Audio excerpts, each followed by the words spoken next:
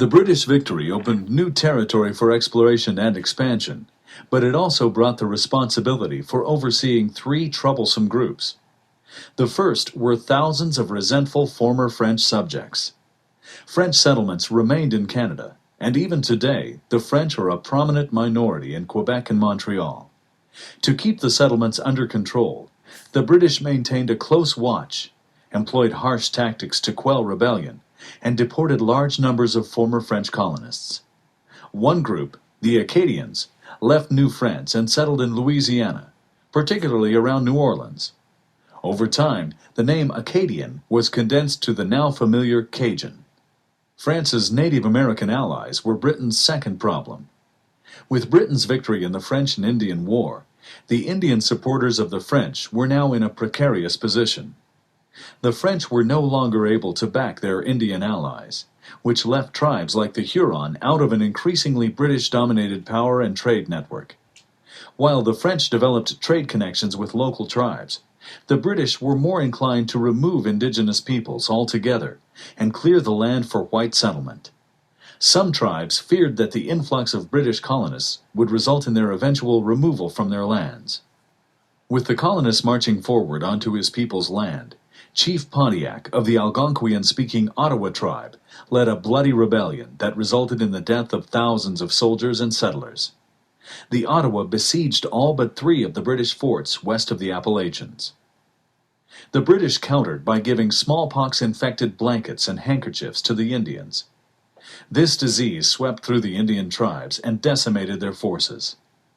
The British regained the upper hand, but nonetheless realized the need to cohabitate peacefully with the Indians to prevent further turmoil.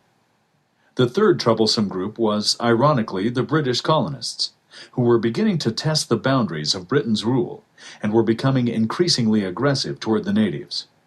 In an attempt to maintain the situation until a peaceful resolution could be reached, London's government issued the Proclamation of 1763, which called for a halt to westward expansion beyond the Appalachians.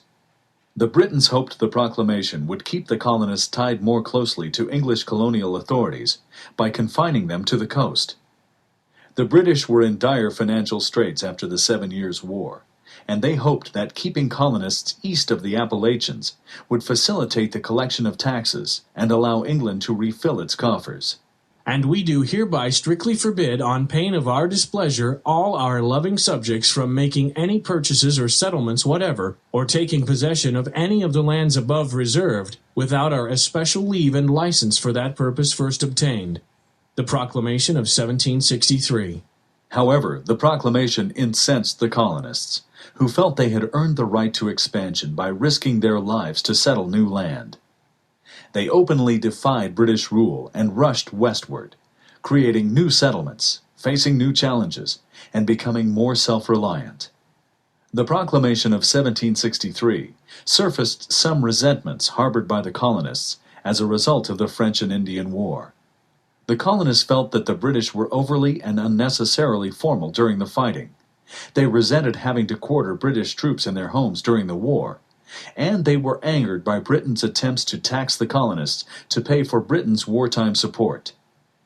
To the British, the end of the French and Indian War was a costly victory, but one that opened up the North American continent to their total control and development. To the colonists, the British government was perceived as a nuisance whose demands for taxes became symbolic of an increasingly irrelevant colonial authority.